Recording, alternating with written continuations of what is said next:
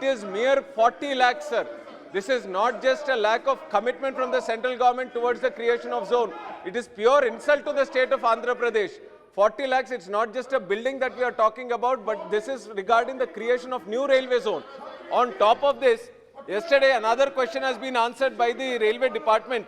In that question, there was a part where it says what are the existing railway zones in the country.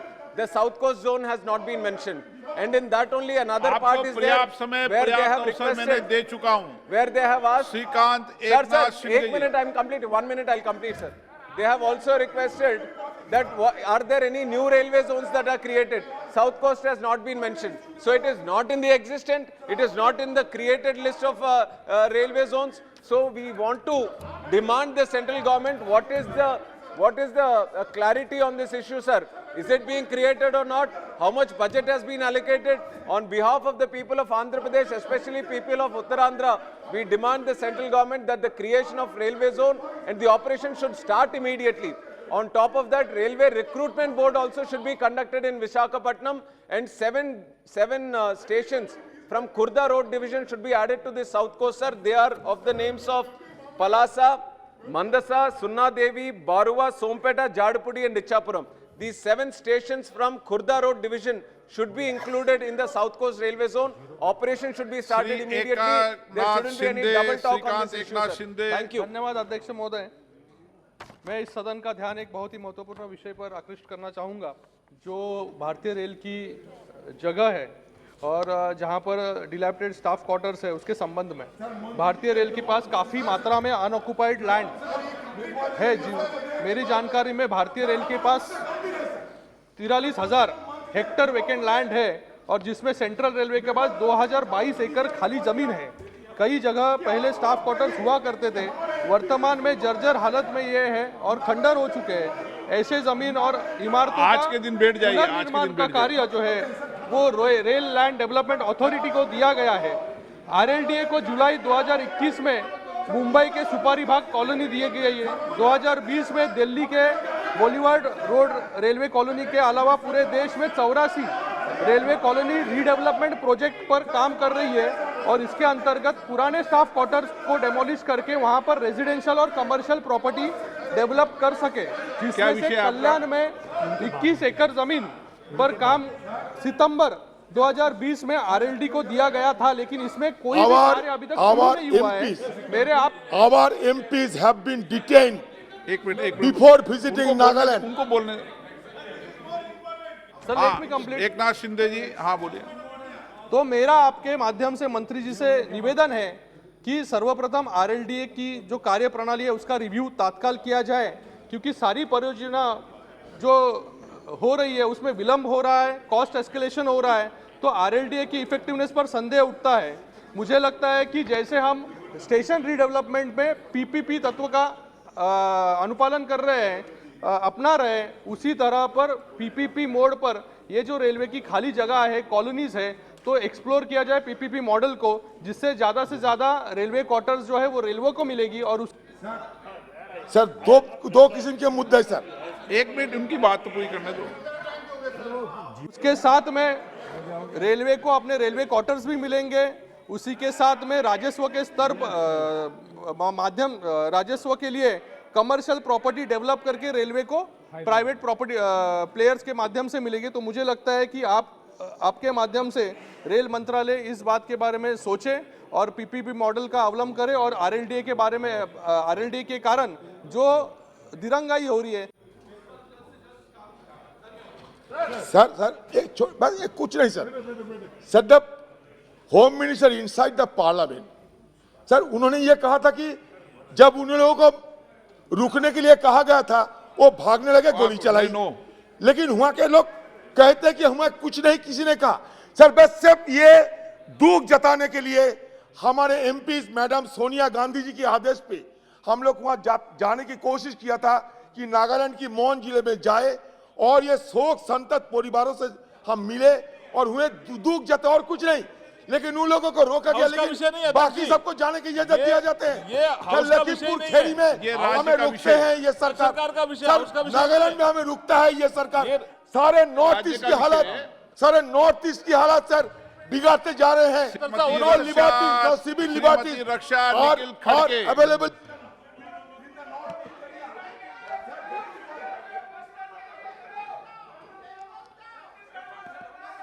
बोलिए, आप बोलिए। Sir मेरा surname Khadse है, खड़के नहीं है, खड़से। खड़ से, खड़से। खड़ से। हाँ सर, धन्यवाद मुझे इस 0 आवर में बोलने का मौका दिया। सर, इस कोरोना के परिस्थिति में सभी स्कूल के बच्चों का और कॉलेज का बच्चों का एजुकेशन अभी ऑनलाइन हो रहा है, वो स्कूल में नहीं जा पा रहा है। लेकिन कई ग्रामीण क्षेत्रों में अभी भी इंटरनेट की कमतरता होने के कारण, इंटरनेट का इशू होने के कारण बच्चों का एजुकेशन नहीं हो पा रहा है, उनकी एग्ज़ाम नहीं हो पा रही है। और इसीलिए कई बार हमने इस संदर्भ में हमने कंप्लेंट भी की, लेकिन अभी तक कोई कार्रवाई नहीं हो पा रही है।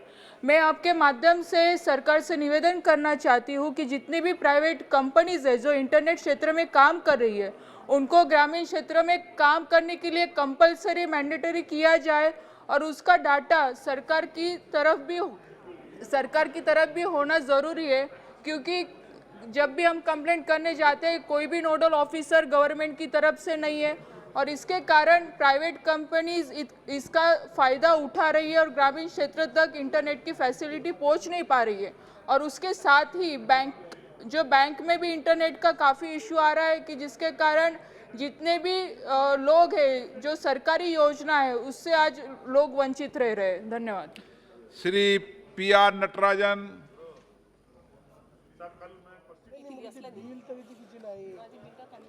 Thank you, sir. Following suggestions for serious consideration of appropriate solution so that the MSME sector and lifeline of lakhs of people in Coimbatore will be saved.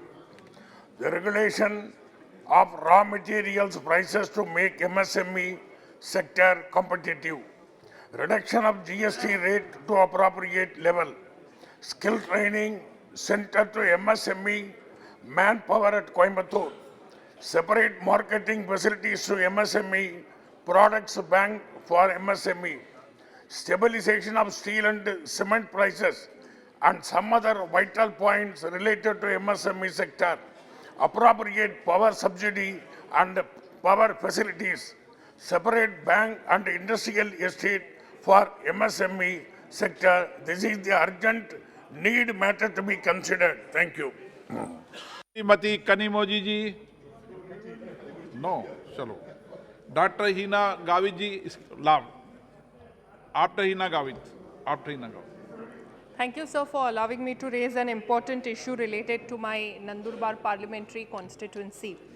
Sir, Pradhan Mantri Gram Sadak Yojana provides for covering the habitations or population with 250 plus in plain areas and 100 plus population in northeast Himalayan state, tribal area, schedule 5 area, desert areas, and 100 plus habitations for selected tribal and backward districts as identified by the Ministry of Home Affairs as per Census 2001, which are to be covered under the Pradhan Mantri Gram Sadak Yojana. Sir, my constituency Nandurbar is a Schedule 5 tribal area, which also is a aspirational district, and it has a major tribal population. Also, it has a hilly terrain. Sir, residents are under extreme distress because there is no connectivity of roads in the tribal areas. Shrimati Kanimozhi ji. Sir, I request the government through you to provide connectivity to 100 plus habitations in my Nandurbar parliamentary constituency to cover the unconnected households. Shrimati Kanimozhi. Thank you, sir. Sir, according to the NFH's 5 data, women have outnumbered men in terms of population in India. But still India ranks at an abysmal position of 146th in women's representation in the country. So it's been 25 years since the bill was introduced and nothing has happened. It was once passed in the Rajya Sabha, but this government in their election manifesto promised to pass the bill, but they haven't done anything about it. Sir, with more than 22 questions have been asked, both starred and unstarred, since 2014 about this bill. But the same answers have been given. And I have also asked questions on आपकी the मांग women's... क्या है? शून्यकाल में तो मांग क्या है? Only demand. Yes, sir. I've asked thrice about this bill and got the same answers. Deep study. The government is making a deep study. Careful consideration. Sir, I want to know when this deep study, careful consideration and trying to create a consensus among all the political parties end, and when will the bill be Shri. passed? Thank you. Shri MBB Satyanarayan, MBB Satyanarayan, Shrimati हिमंद्री Singh. धन्यवाद माननीय अध्यक्ष महोदय। वर्ष 2009 में मेरे संसदीय क्षेत्र शहडोल के अंतर्गत मोजरबेयर प्लांट की स्थापना की गई थी, जिसके लिए ग्राम जतेहरी, गुआरी, अमगवा, लहरपुर, मुर्रा, क्योटार, रोहिला, कछार, धुरवासीन, पड़ौर ग्राम के अनेक किसानों की भूमि कंपनी द्वारा अधिग्रहण किया गया था। पावर प्लांट की स्थापना के बाद कई राज्यों को विद्युत सप्लाई किया जा रहा है, किंतु किसानों को कंपनी के द्वारा उचित मुआवजा ना ही रोजगार दिया गया। आज दिनांक तक उनके जीवन यापन की कोई व्यवस्था नहीं है, रोजगार का कोई साधन नहीं है। माननीय अध्यक्ष महोदय, मैं आपके माध्यम से सरकार से यह समक्ष ये मांग रखती हूं कि मेरे संसदीय क्षेत्र शहडोल के ऐसे भू आश्रित किसान परिवारों को जल्द से जल्द उचित मुआवजा व रोजगार प्रदान किया जाए। धन्यवाद। श्री मलुक नागर जी। साहब बहुत आपने बोलने का मौका दिया। पिछले दिनों जब भारत सरकार में रिसफल हुआ था तो माननीय प्रधानमंत्री जी ने सदन में खड़े होकर के पिछड़ों के बारे में बताया कि पिछड़ों में से ये मंत्री लिए गए हैं।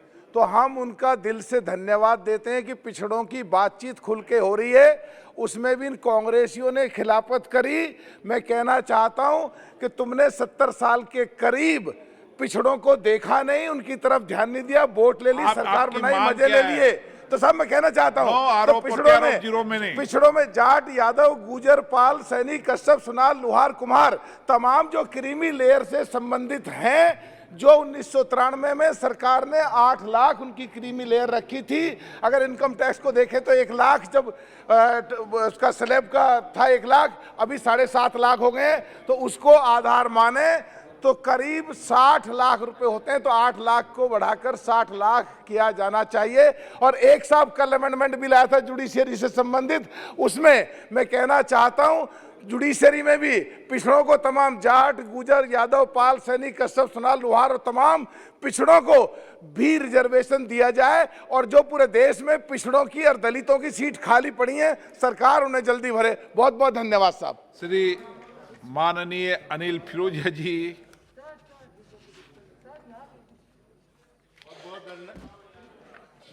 बहुत बहुत धन्यवाद अध्यक्ष जी, आपने मुझे शून्यकाल में बोलने का अवसर प्रदान करा। मैं आपके माध्यम से माननीय मंत्री जी से ये मांग रखता हूं कि आगर मालवा तक नेरो ग्रेज 1975 में जब आपातकाल हुआ था तब तात्कालिक कांग्रेस सरकार ने इसको उखाड़ दिया था, जबकि ये अंग्रेज़ों के ज़माने से ये रेल लाइन हमारे क्षेत्र में थी, जिससे आगर, झालावाड़, रामगंज तक ये लाइन बिछी हुई थी, जिससे काफ़ी ग्रामीण लोगों को फ़ायदा हुआ था। अध्यक्ष महोदय, 1914 में से 15 तक तात्कालिक मंत्री सुरेश प्रभु जी एवं नीतीश कुमार जी ने, तात्कालिक मंत्री, रेल मंत्री ने, दोनों ने इसका सर्वे कराया है, लेकिन आज तक इसका काम चालू नहीं हो पाया। लेकिन महोदय, मैं आपके माध्यम से माननीय रेल मंत्री जी से अनुरोध करता हूं कि कृपया उज्जैन वाया झालावाड़ दिल्ली तक इस प्रोजेक्ट का कार्य जल्दी से जल्दी शुरू हो जाएगा तो वहां के क्षेत्र के लोगों को एक बहुत सुविधा हो जाएगी, जो बहुत ही पिछड़ा हुआ है। ये मेरी मांग है। आपने मुझे बोलने का अवसर दिया, इसके लिए बहुत बहुत धन्यवाद। धर्मवीर सिंह जी। धन्यवाद स्पीकर साहब। हर खेत को पानी देने के लिए माननीय प्रधानमंत्री जी का भी सपना है और देश की नदियां जोड़ने के लिए जिस तत्परता से भारत सरकार लगी हुई है वो बधाई की पात्र है। परंतु मेरा हरियाणा प्रदेश का वो क्षेत्र है भिवानी महेंद्रगढ़ लोकसभा जहां वाटर लेवल बहुत नीचे चला गया और यमुना नदी के ऊपर बनने वाले 3 बांध किसाऊ और रेणुका, पिछला जब गडकरी जी मंत्री थे तो 6 के 6 प्रदेश जिसमें राजस्थान भी शामिल है, राजस्थान, हरियाणा, उत्तर प्रदेश, उत्तराखंड, हिमाचल और दिल्ली, उनका MOU साइन किसाऊ और रेणुका बांध पर हो चुका है। लखवार बांध भी बनना था, उसका MOU अभी तक नहीं हुआ। मैं आपके माध्यम से माननीय शेखावत जी से प्रार्थना करता हूं कि ये यमुना नदी पर तीनों बांधों का जिनके 2 MOU साइन हो चुके हैं, तीसरा लखवार के ऊपर भी MOU साइन करवा के जल्दी से जल्दी इस काम को पूरा करवा जाए ताकि मेरे क्षेत्र के अंदर जहां पीने के पानी की भी दिक्कत आ जाती है हमें पूरा पानी मिल सके। धन्यवाद। जनार्दन सिंह सिंग्रवाल।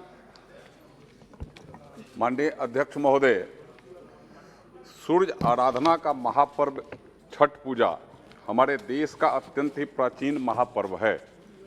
यह पर्व देश में व्यापक स्तर पर बहुत ही श्रद्धापूर्वक मनाई जाती है। ऐसे महापर्व पर राजपत्रित अवकाश की व्यवस्था नहीं है। इससे देश के करोड़ों करोड़ श्रद्धालुओं को अपनी आस्था के निर्वहन में कठिनाई आती है। यह 4 दिवसीय पर्व है। इस पर्व की विशेषता यह है कि छठ व्रती इसमें डूबते एवं उगते हुए प्रकृति के साक्षात देवता भगवान सूर्य को नदियों में स्नान करने के बाद नदी में ही खड़े होकर के अर्घ्य देते हुए पूजन अर्चना करते हैं। यह महापर्व विश्व का अनोखा महापर्व है। इसलिए छठ पूजा के श्रद्धालुओं की आस्था का सम्मान करते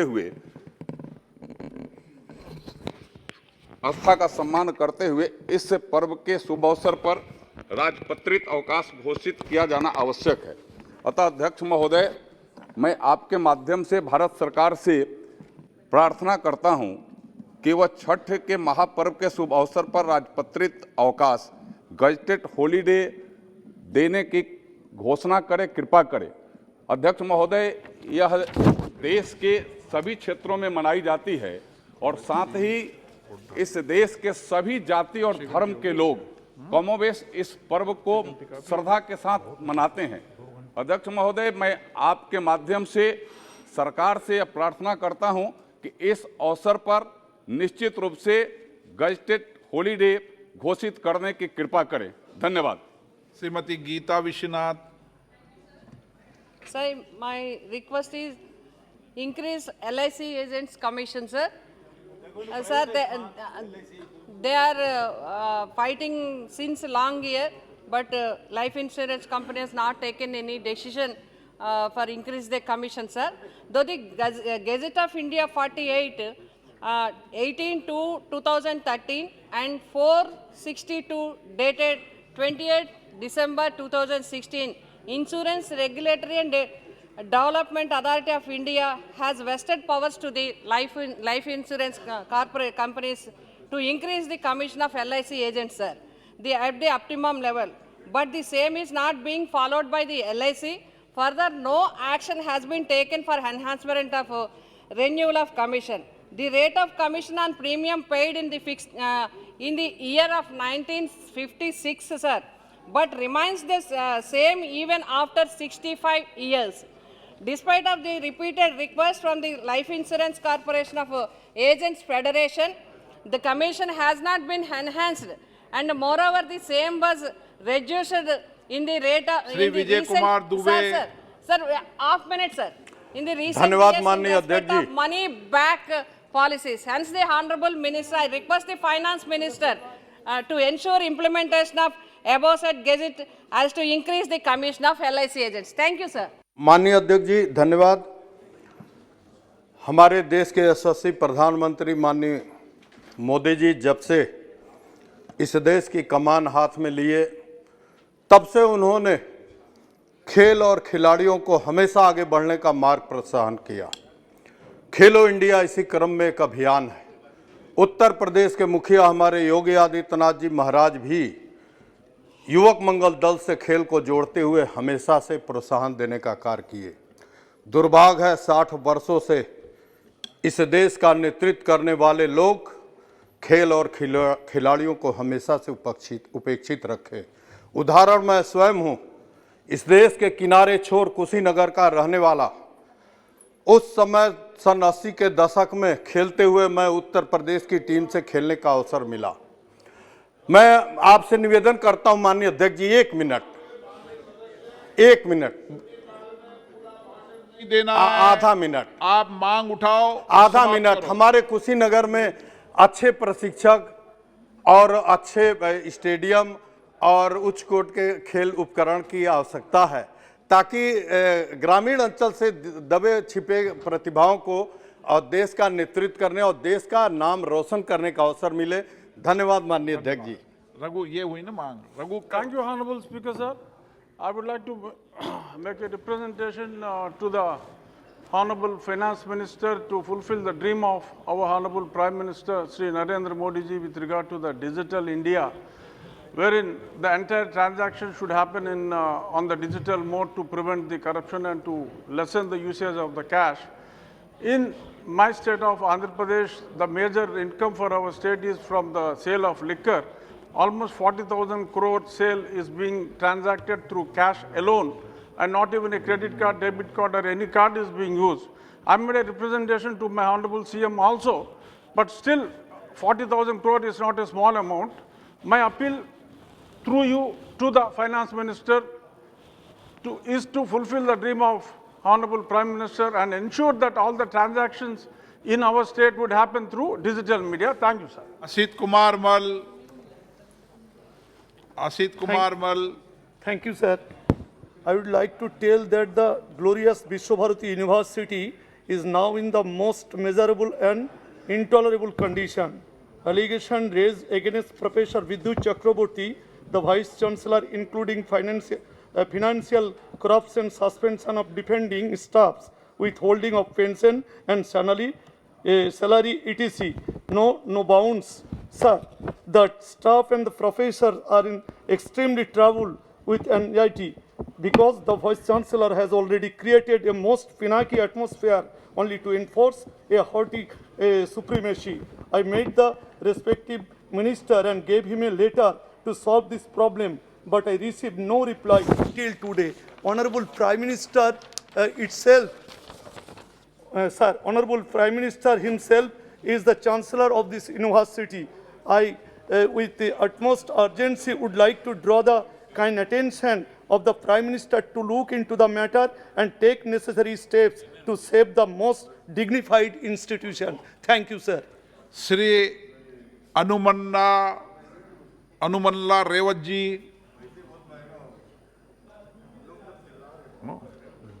बीवी Satyavati. Speaker sir, South Coast Railway Zone is the long pending demand of the people of North Andhra Pradesh, and thank you the Union Government and Railway Ministry for sanctioning the zone and recently appointing a special officer and sanctioning 300 crores for the zonal activities. And Speaker sir, and a small demand is headquartered in Visakhapatnam. The Walter division is the 5th highest revenue generation division of the Indian Railways. But Speaker sir, taking the division away from Visakhapatnam to Vijayawada, 350 kilometers away, will create operational and disaster management issues in terms of delayed response to accidents and reduced oversight on safety and maintenance. Hence, Speaker sir, keeping these points in mind, I request the government to keep the Walter division alive and finalize its contours with the Rayagada division, keeping in mind the sentiments of the people of Andhra Pradesh. Thank you very much, sir. Shri Kishan Kapoor जी।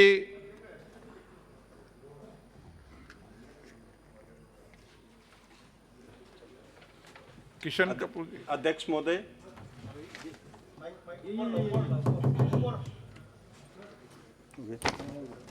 महोदय, जिला चंबा मेरे लोकसभा निर्वाचन क्षेत्र का एक जिला है जो देशी और विदेशी पर्यटकों में हिमाचल प्रदेश की समृद्ध संस्कृति और ऐतिहासिकता के नैसर्गिक आभा के कारण विख्यात हैं। यहाँ की विशिष्ट जन संपदा पर्वत श्रृंखलाओं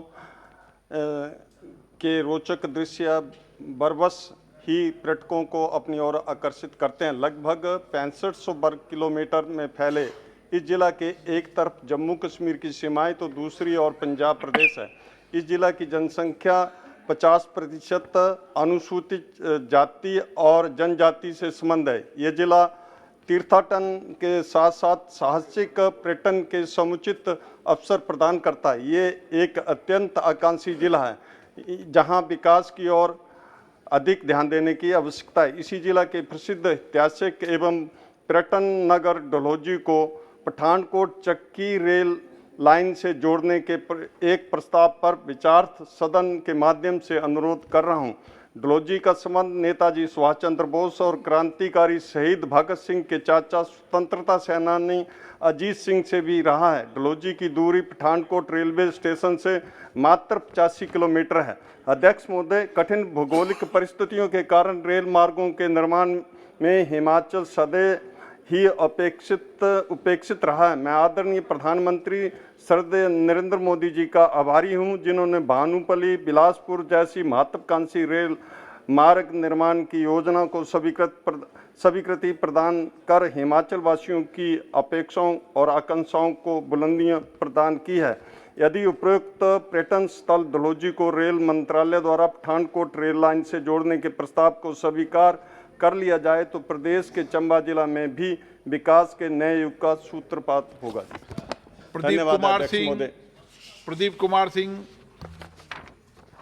अध्यक्ष महोदय, आपने बोलने का अवसर दिया, इसके लिए बहुत बहुत धन्यवाद व आभार। महोदय, मैं भारत के यशस्वी प्रधानमंत्री आदरणीय नरेंद्र मोदी जी को धन्यवाद देना चाहता हूं और आभार व्यक्त करता हूं कि उन्होंने भारत में भारत का चिंता करते हुए, स्वास्थ्य का चिंता करते हुए 75 मेडिकल कॉलेज देश में देने का काम किया। महोदय, 2019 में हमारे यहाँ भी चिट्ठी गई थी और हम लोगों ने जमीन अधिग्रहण करवा दिया, परंतु आज का परिवेश में वैश्विक महामारी को देखते हुए महोदय मैं आपसे अनुरोध करूंगा कि हमारा अररिया में भी रामपुर कोदरकट्टी में जमीन दिया गया है अधिग्रहण करके, वह मेडिकल कॉलेज नहीं बन रहा है। आपसे अनुरोध होगा कि आप इसमें ध्यान दे करके माननीय मंत्री जी से और बिहार सरकार से मंगवा करके मेडिकल कॉलेज बनवाया जाए। प्रधानमंत्री जी का सपना है, हमारे यहाँ गए थे महोदय, उन्होंने कहा था देश के हर जिले में मेडिकल कॉलेज होगा। इस दिशा में वीरेंद्र सिंह जी, इस दिशा में महोदय जल्द काम हो, यही आपसे मेरा अनुरोध है। धन्यवाद। अध्यक्ष जी, आज़ादी के बाद प्रधानमंत्री मोदी जी के नेतृत्व में और उनके व्यक्तिगत फैसले से किसानों के समृद्धि के लिए जो योजना बनाई गई है, अभी तक किसी सरकार ने उस तरह की योजना नहीं बनाई। मैं 1991 से इस संसद में हूँ, मैं इस बात को ठीक से जानता हूँ। और तड़ी बात सुनिए, और किसानों के बारे में जितनी चर्चा लोकसभा अध्यक्ष के नाते आपने कराई, आपकी चिंता उतनी उत्सुकता से मैं भी देखा हूँ, इतनी चर्चा और चिंता कभी भी इस सदन में नहीं हुई है।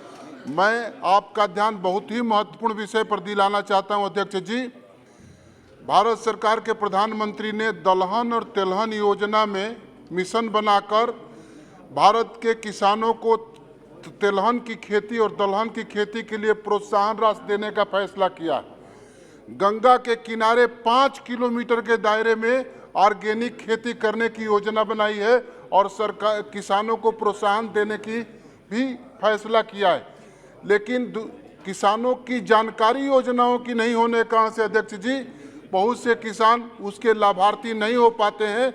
आपके माध्यम से मैं ये निवेदन करना चाहता हूं सदन को और भारत सरकार को कि विकास खंड, देश के हर विकास खंड स्तर पर एक जवाबदेह जिम्मेदारी अधिकारियों की तय की जाए कि वो किसानों की जानकारी दें और उनको लाभार्थी बनाएं। किसानों के आर्थिक समृद्धि के ये सबसे बड़ा आधार हो सकता है।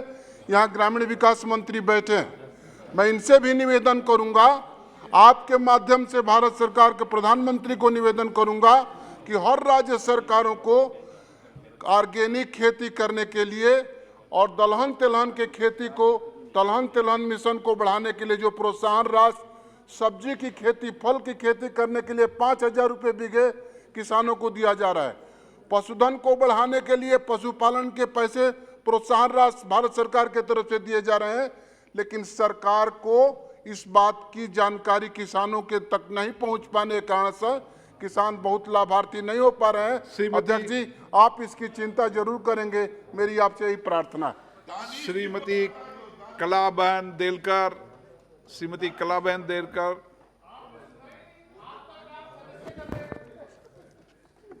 माननीय स्पीकर महोदय, आपने मुझे बोलने का मौका दिया, आपको बहुत बहुत धन्यवाद। मैं केंद्र शासित प्रदेश दादरा नगर हवेली से काफ़ी कठिन परिस्थितियों में अपना पहला चुनाव जीतकर आई हूँ। मुझसे पहले मेरे पति श्री मोहन भाई डेलकर जी इस सदन में 7 बार सांसद बन करके अपने प्रदेश का प्रतिनिधित्व कर चुके हैं। मेरा प्रदेश जिन विकट परिस्थितियों में गुजर रहा था, उसकी लड़ाई लड़ते लड़ते हमारे प्रदेश एवं देश के सबसे वरिष्ठ सांसद जी को अपना बलिदान देना पड़ा। मेरा प्रदेश आज भी बहुत गंभीर एवं कठिन परिस्थिति से गुजर रहा है। महोदय, भारत विश्व का सबसे बड़ा लोकतांत्रिक देश होने के नाते बावजूद हमारे दोनों प्रदेश के जनप्रतिनिधि एवं जनता हक अधिकार छीनकर हम पर अत्याचार हो रहे हैं। ऐसी गंभीर समस्या एवं कठिन परिस्थितियों को देखकर मैं आपसे नम्र विनती करती हूँ कि हमारे दोनों प्रदेश को देश की लोकतांत्रिक प्रक्रिया से जोड़ने के लिए पूर्ण असेंबली दी जाए, ताकि दोनों प्रदेश की जनता को उसके हक एवं अधिकार वापस मिल सके। Shrimati Ranjana Ben Bhatt. Sir 2 minute.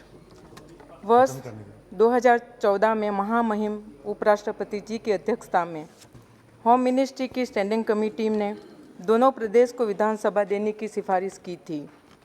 यह मुद्दा 2019 में हमारे प्रदेश के तत्कालीन सांसद श्री मोहन भाई डेलकर जी ने सदन में उठाया था। महोदय, मैं आपके माध्यम से महामहिम राष्ट्रपति जी एवं भारत सरकार से नम्र विनती करती हूँ कि इस मामले में तुरंत आवश्यक कार्यवाही की जाए, करने की कृपा करें। बहुत बहुत धन्यवाद। जय हिंद, जय दादरा नगर हवेली। श्रीमती रंजना बेन भट्ट। धन्यवाद अध्यक्ष जी, आपने मुझे शून्यकाल में बोलने का अवसर दिया। माननीय अध्यक्ष जी, मैं आपके सम्मानीय माध्यम से श्री नागर विमानन मंत्री से अनुरोध करना चाहती हूँ कि मेरे लोकसभा मत क्षेत्र वडोदरा में अंतर्राष्ट्रीय स्तर का वडोदरा एयरपोर्ट कार्यरत है, जिससे वडोदरा एयरपोर्ट पर कोरोना महामारी के समय से पहले मुंबई, दिल्ली, जयपुर, इंदौर, बेंगलुरु की फ़्लाइट कार्यरत थी, जिसमें से अभी जयपुर, इंदौर, पुणे की फ़्लाइट कार्यरत नहीं है। वडोदरा जिला के आसपास के 9 से 10 जिले के नागरिक वडोदरा एयरपोर्ट से हवाई उड़ान की सेवा का लाभ लेते थे एवं वडोदरा मध्य गुजरात में उद्योग, वाणिज्य और व्यापार की दृष्टि से प्रमुख शहर है। वडोदरा के आसपास के सभी जिले के नागरिकों को जयपुर, इंदौर और पुणे शहर की मुसाफरी करने के लिए फ़िलहाल अहमदाबाद जाना पड़ता है। अगर उक्त फ्लाइट कार्यरत कर दी जाए तो इसका लाभ वडोदरा एवं आसपास के सभी जिले के नागरिकों को मिल सकेगा। माननीय अध्यक्ष जी, आपके सम्मानीय माध्यम से मैं माननीय नागर विमान मंत्री से अनुरोध करना चाहती हूँ कि मेरे संसदीय मत क्षेत्र वडोदरा स्थित वडोदरा एयरपोर्ट से इंदौर, पुणे और जयपुर की फ्लाइट को पुनः संचालित करने की कृपा करें। धन्यवाद। माननीय सदस्य। Thank you, sir.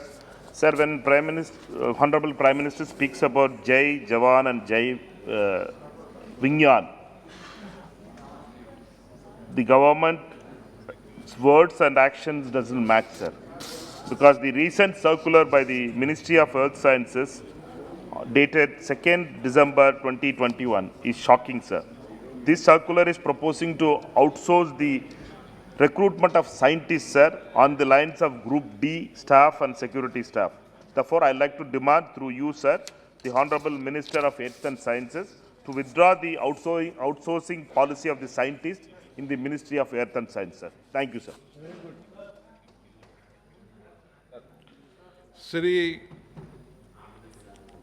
Shrimati Locket Chatterjee,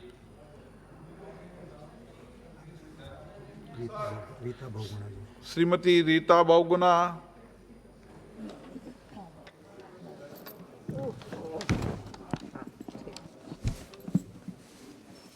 धन्यवाद महोदय, आपने मुझे मेरे क्षेत्र सहित पूर्वी भारत के हिस्सों के एक समस्या की ओर सदन का एवं रेल मंत्री जी का ध्यान आकृष्ट करने का अवसर दिया। आप जानते हैं कि उत्तर प्रदेश, पूर्वी उत्तर प्रदेश, बिहार, झारखंड से बहुत बड़ी संख्या में लोग पूरे देश में व्यवसाय के लिए जाते हैं, रोज़गार के लिए जाते हैं। और हमारे जो मजदूर श्रमिक जाते हैं, इनको रेल की सुविधा सबसे उनके लिए महत्वपूर्ण है। लेकिन पूर्वी उत्तर प्रदेश, बिहार और झारखंड को दक्षिणी हरियाणा से जोड़ने के लिए कोई अच्छी ट्रेन उपलब्ध नहीं है। और इतना बुरा हाल है कि पुरुषोत्तम से जो पुरी से चलती है, वो जब इन सभी प्रदेशों से होती हुई दिल्ली आती है, तो यहाँ 12 घंटे के बाद उनको अगली ट्रेन दक्षिण हरियाणा के लिए मिलती है। नारनौल, रेवाड़ी आदि जो बहुत ही अच्छे औद्योगिक स्थान हैं। तो इससे मेरा आपसे निवेदन है, आपके माध्यम से मेरा निवेदन है कि 12,801 और 12,802 पुरुषोत्तम एक्सप्रेस जो कि पुरी से चलती है और पुरी वापस जाती है, उसको एक्सटेंड कर दें ताकि दक्षिण हरियाणा से उसका कनेक्शन हो जाए। ये मेरा आपके माध्यम से रेल मंत्री से निवेदन है। धन्यवाद। श्रीमती गीताबेन, श्रीमती गीताबेन। धन्यवाद अध्यक्ष महोदय।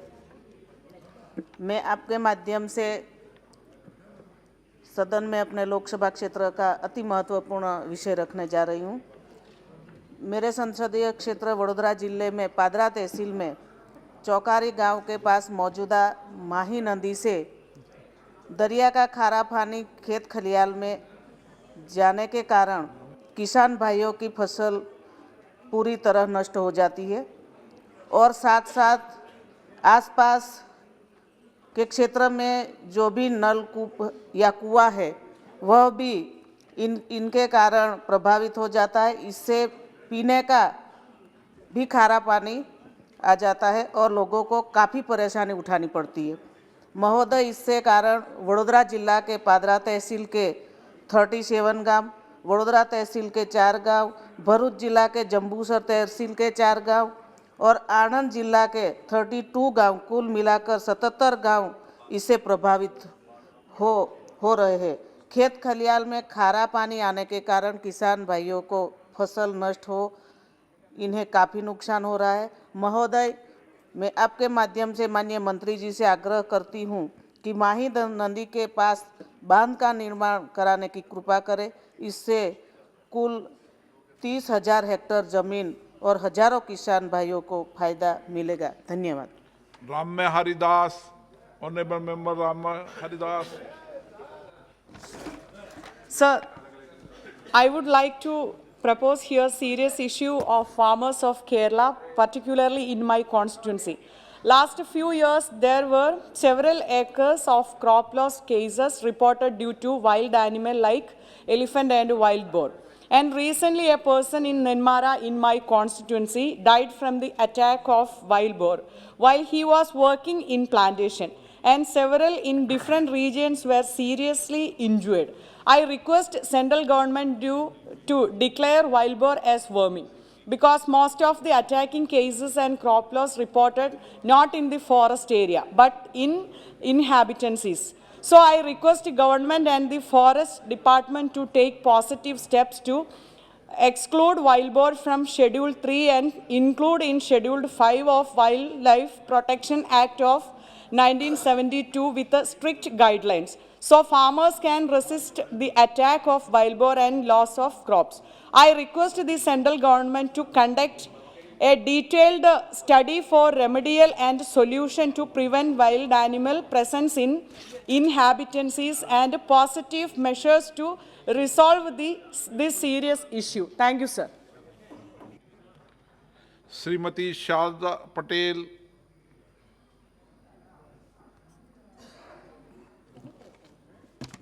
धन्यवाद अध्यक्ष महोदय। माननीय मोदी जी भारत को आत्मनिर्भर बनाने के लिए प्रयासरत है, जिसे साकार करने में महिलाओं की भूमिका अहम है। कोऑपरेटिव सोसाइटी, स्वयंसेवी समूह, कौशल विकास केंद्र आदि के माध्यम से महिलाएं आत्मनिर्भर बन रही है और बना रही है। केंद्र सरकार की अनेक स्कीम इसमें मददगार हो रही है। इस कार्य में अक्सर अधिकारियों के उदासीनता और लापरवाह रवैयों और कोई सिंगल विंडो सिस्टम की व्यवस्था नहीं है होने के कारण लेट लतीफ़ी और कठिनाइयों का सामना करना पड़ता है। मैंने 300 बहनों को ऑलरेडी ट्रेनिंग दिलवा के तैयार कर दी है, लेकिन इसलिए मैं सरकार से आग्रह करती हूँ कि इन कार्यों को गति देने हेतु सिंगल विंडो सिस्टम जिला स्तर पर व्यवस्था करें। धन्यवाद। श्रीमती प्रमीला बिसोई।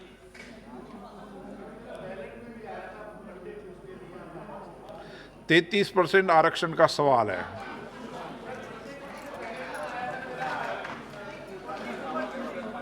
इसलिए आज महिला सदस्यों का बोलने का अवसर है।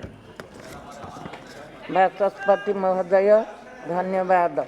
मु आपणक माध्यम रे माननीय मंत्री महोदयଙ୍କ दृष्टि आकर्षण करने को चाहे जे centre for military Indian economy अनुजाय 2019 मसीह महिला माने पाखापाखि 11% श्रमिक थिले, किंतु अप्रैल 2020 रे से माने पाखापाखि 14% चाकरी हराई थिले, जहाँकि लॉकडाउन आरंभ प्रथम मास नवेम्बर 2020 सुधा अधिकांश पुरुष से माने हराई थिबा चाकरी को पुणी पाई पारी थिले, किंतु पाखपाखि 50% महिला माने चाकरी हरेइले।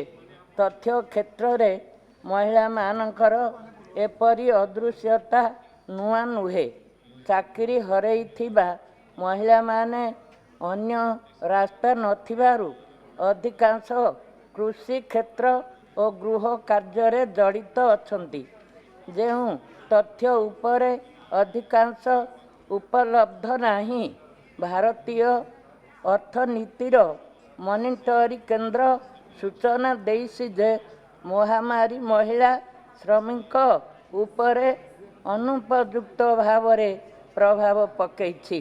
तथापि एही विषय रे अधिक मध्यनय करा जिबार आवश्यकता रही। जय जगन्नाथ। ये भारत का लोकतंत्र है, जहां पर प्रमीला जी जैसी माननीय सदस्य हैं, जो मैंने व्यक्तिगत बुलाकर उनसे आग्रह किया कि आप सदन में बोलो। उन्होंने कहा मैं उड़िया भाषा जानती और भाषा नहीं जानती। मैंने लिखाया उनको, स्टोनों को बुलाकर। आज रोज प्रमीला जी का आग्रह रहता है मैं सदन में बोलना चाहती हूँ। ये देश का लोकतंत्र है। श्रीमती क्वीन ओझा। हाँ, एक मिनट। एम्प्लॉयमेंट आफ्टर कोविड-19, उनका प्रसंग ये था कि पुरुष लोग तो नौकरी पर लग गए, पर महिला जिनका नौकरी छूट गया वो घर पे चले गए, नहीं तो फार्मिंग में रहे। ये उनका ये प्रसंग उनका था। कितना सेल्फ हेल्प ग्रुप चलाती हैं प्रमीला जी? हाँ जी, प्रमीला जी कितने सेल्फ हेल्प ग्रुप चलाती है? वो करीब, वो तो डिस्ट्रिक्ट का पूरा मुखिया है, गंजाम डिस्ट्रिक्ट का पूरा मुखिया है, और सबसे ज़्यादा सेल्फ हेल्प ग्रुप ये चला रखे हैं। पढ़ी लिखी कितनी है ये भी बताओ। ज़्यादा पढ़ी लिखी नहीं है, ज़्यादा पढ़ी लिखी नहीं है। देश उस प्रदेश के अंदर अध्यक्ष जी, अविकसित इलाके के अंदर ये उनकी विशेषता है, इसलिए अध्यक्ष जी, उनको धन्यवाद देते हैं। अध्यक्ष जी, ये भारत का लोकतंत्र है, लेकिन आपकी पहचान की भी हम दाद देते हैं कि आपने पहचाना उनकी क्षमता को। बहुत महिलाओं को रोजगार देती है। माननीय अध्यक्ष महोदय, मैं आपकी आभार हूँ कि आपने मुझे शून्यकाल के अंतर्गत अति लोक महत्वपूर्ण विषय पर बोलने का अवसर प्रदान किया। महोदय, मैं आपके माध्यम से माननीय रेल मंत्री भारत सरकार का ध्यान मेरे संसदीय क्षेत्र गुवाहाटी के सांगसारी रेल स्टेशन की ओर दिलाना चाहती हूँ। सांगसारी रेल स्टेशन का नवीनीकरण, विस्तार और आधुनिकीकरण किए जाने की आवश्यकता है, क्योंकि आने वाले समय में गुवाहाटी अखिल भारतीय आयुष विज्ञान संस्था जो एम्स बोलते हैं जल्दी ही बनकर तैयार होने वाला है, जिससे असम व अन्य क्षेत्रों से आने वाले नॉर्थ ईस्ट के सारा क्षेत्र से आने वाले रोगियों का सांगसारी रेल स्टेशन से गुवाहाटी एम्स जल्दी पहुंच जा सकते हैं। अतः मेरा सदन के माध्यम से माननीय रेल मंत्री भारत सरकार से अनुरोध होगा कि मेरे संसदीय क्षेत्र गुवाहाटी के सांगसारी रेल स्टेशन का नवीकरण, विस्तार और आधुनिकीकरण शीघ्र ही करने का कष्ट करे, जिससे आने वाले समय में इसका लाभ जनहित में यात्रियों का वो रागियों का प्राप्त हो सके। धन्यवाद। श्रीमती ज्योत्सना महंत। धन्यवाद अध्यक्ष महोदय, और महिलाओं को संरक्षण देने के लिए सदन में बहुत बहुत धन्यवाद आपको। महोदय, मैं आपके माध्यम से बताना चाह रही हूँ कि हम सांसदों को केंद्रीय विद्यालय में 10 बच्चों को एडमिशन देने का कोटा है, और हमारा संसदीय क्षेत्र लगभग 8 विधानसभा से भी ज़्यादा होता है। तो और अभी इस वक्त केंद्रीय मंत्री के माध्यम से भी हम लोग कई बच्चों का एडमिशन करा देते थे, जो इस वर्ष नहीं हुआ है। इस विषय में मैंने आदरणीय प्रधानमंत्री जी से भी एक पत्र दिया था, जिसका जवाब उन्होंने दिया है। तो मैं आपके माध्यम से सरकार को ये कहना चाहती हूँ कि या तो मंत्री जी का कोटा पूर्वतः ही किया जाए, या हम सांसदों का कोटा 10 से बढ़ाकर 50 किया जाए। इससे सारे सांसद सहमत होंगे। मेरे इस निवेदन से सुश्री तो बढ़ाया जाए, ताकि हम लोगों को बच्चों को सुरक्षित कर सके उनका भविष्य पढ़ाई के लिए। धन्यवाद। सुश्री चंद्रानी मुर्मू। धन्यवाद अध्यक्ष जी, आज बहुत दिनों बाद मौका मिला, इसीलिए आपको बहुत बहुत शुक्रिया। सबसे कम उम्र की महिला सदस्य सदन की। धन्यवाद सर। महोदय, मैं ओडिशा के केंझर संसदीय क्षेत्र से चुनकर आती हूँ। करंजिया एक बहुत बड़ा इलाका है मेरे क्षेत्र का, जो कि मयूरभंज जिले के अंतर्गत आता है। यहाँ ज़्यादातर आदिवासी लोग रहते हैं, और यहाँ के लोगों की ज़रूरत को मद्देनज़र रखते हुए महोदय, यहाँ एक केंद्रीय विद्यालय की अत्यंत आवश्यकता है। मैं आपके माध्यम से माननीय मंत्री जी का ध्यान आकर्षित करती हूँ, और उनको मैं निवेदन करना चाहती हूँ कि मेरे क्षेत्र करंजिया में एक केंद्रीय विद्यालय की स्थापना की जाए, जिससे हमारे लोगों को बहुत बहुत सुविधा हो जाएगी। बहुत बहुत धन्यवाद अध्यक्ष महोदय। श्रीमती रीति पाठक।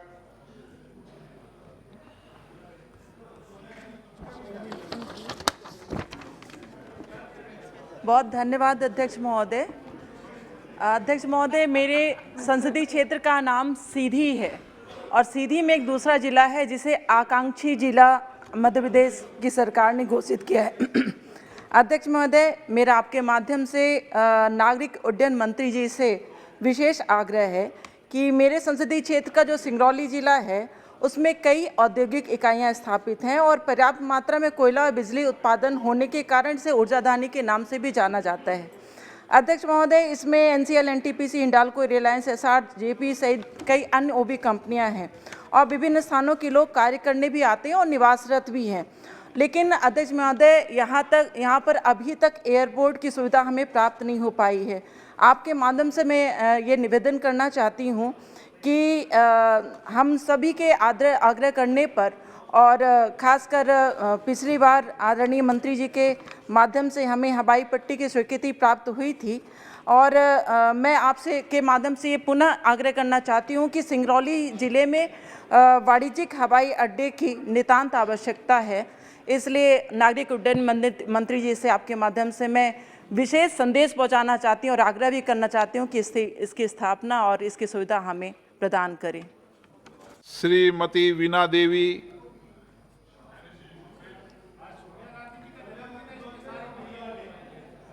वीणा देवी, श्रीमती प्रतिभा मंडल बोल रहे हैं। माननीय अध्यक्ष महोदय, आपने मुझे शून्यकाल में बोलने के लिए मौका दिया, इसके लिए मैं आपको बहुत बहुत धन्यवाद। मैं आपके माध्यम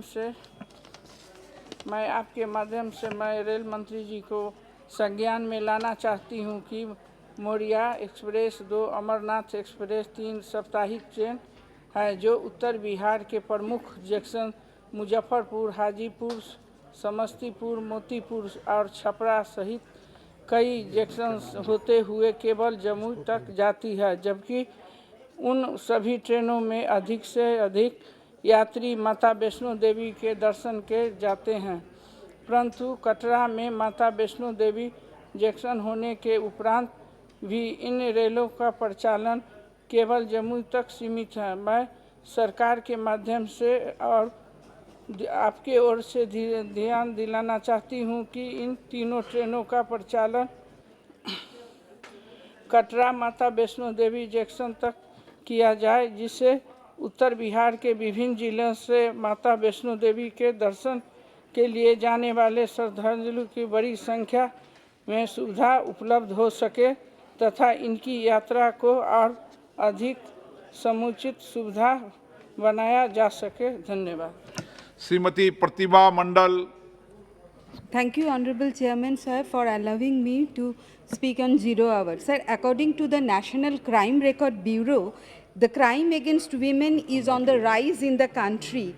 And as per latest report, Crime in India 2019, the reported cases of crime against women increased from 3,45,989 cases in 2017 to 3,91,601 in 2019. In every field ranging from education, labor force, media representation, and the list is endless, women are suffering in India. Wage gap between Indian men and women is amongst the worst in the world. The Monster Salary Index says Indian men earn 25% more than women in the same kind of work done by both men and women. Innumerable reforms are necessary to bring about a change in women's position, and thus it is necessary the Parliament to dedicate a day just for discussion on women issue in every session. These I say so being inspired and in support of the petition initiated by women empowerment activists through social media platforms. Sir, I hope you, the custodian of this house, and all the honorable members will support this innovative plan. Thank you, sir. Thank you, sir, for giving me the opportunity to speak in this august house. Sir, my constituency Jajpur of Odisha has a glorious military tradition. Recently, a brave son of soil, Jawan Sasank Shekhar Samal, was martyred fighting for the motherland in Ladakh. Sir, at present there is no Sainik school in Jajpur. As there are only 2 Kendriya Vidyalayas in the district, the kids of military personnel are sometimes forced to take admission in the private schools. I request the government through you, sir, that a Sainik school should be set up in Jajpur district, which will be good platform for the education of the children. Thank you, sir. Shrimati Jyoti Mani.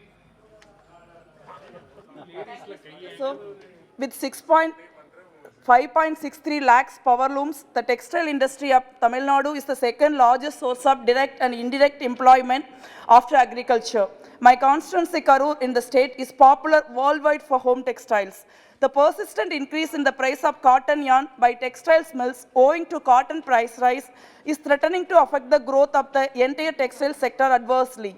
The textile manufacturing and exporting industries in Karur are preparing full swing for the annual International Textile Expo being organized next year from 11 to 14 January in Germany. Since around 90% of all the products manufactured in Karur is exported to foreign countries, The trade during the export depends essentially on foreign orders received. As a consequence of COVID-19, trade got severely affected in the last 2 expos. Even so, orders worth of 1,000 crores are expected to be received this year in Karur. However, the drastic increase in cotton yarn price is a matter of great concern for the textile manufacturers and exporters, as they might lose the confidence of their international buyers owing to their inability to service orders in the current situation.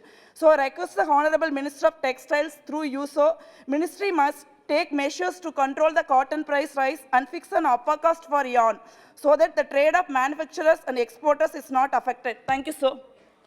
Shrimati Jaskaur Meena. मैं सभी के बहुत ही महत्वपूर्ण एक बिंदु पर ध्यान दिलाना चाहती हूँ। प्रधानमंत्री ग्राम सड़क योजना ग्रामीण कनेक्टिविटी के लिए वाकई में वरदान साबित हुई, लेकिन अत्यंत चिंता का विषय है कि राजस्थान में स्वीकृत सड़कों के निर्माण में जो भ्रष्टाचार का बोलबाला है, सन 2019-20 में स्वीकृत सड़कें आज तक पूरी नहीं हुई। मेरे संसदीय क्षेत्र में 22 सड़कें मंजूर हुई, लेकिन एक भी सड़क आज तक पूर्ण नहीं हुई है और इनमें गुणवत्ता का अभाव और जो भी इसके लिए निर्धारित मापदंड थे, उन मापदंडों की अवहेलना की जा रही है। और साथ ही मैं आपके माध्यम से ध्यान दिलाना चाहती हूँ कि ये सड़क केंद्र सरकार का 60% और राज्य सरकारों का 40% ये फेज 3 में दिया गया था, लेकिन इसके आधार पर केवल 60% में ही इस काम को पूरा किया जा रहा है और गुणवत्ता की दृष्टि से इन सड़कों को इतनी दयनीय स्थिति में पूरी की जा रही हैं। मैं आपके माध्यम से ये कहना चाहूँगी कि अति महत्वपूर्ण इस बिंदु को, अति महत्वपूर्ण इस अभियान को बहुत ही ईमानदारी से पूरा करने के लिए आपके माध्यम से मैं सड़क परिवहन मंत्री और प्रभारी मंत्री के माध्यम से कहना चाहूँगी कि राजस्थान में किए जा रहे कामों की जांच हो और जांच के बाद अपराधियों को दंड भी मिले और इस काम को पूरा करें। धन्यवाद अध्यक्ष महोदय जी, आपने बच्चों से जुड़े महत्वपूर्ण विषय को उठाने का मुझे अवसर दिया।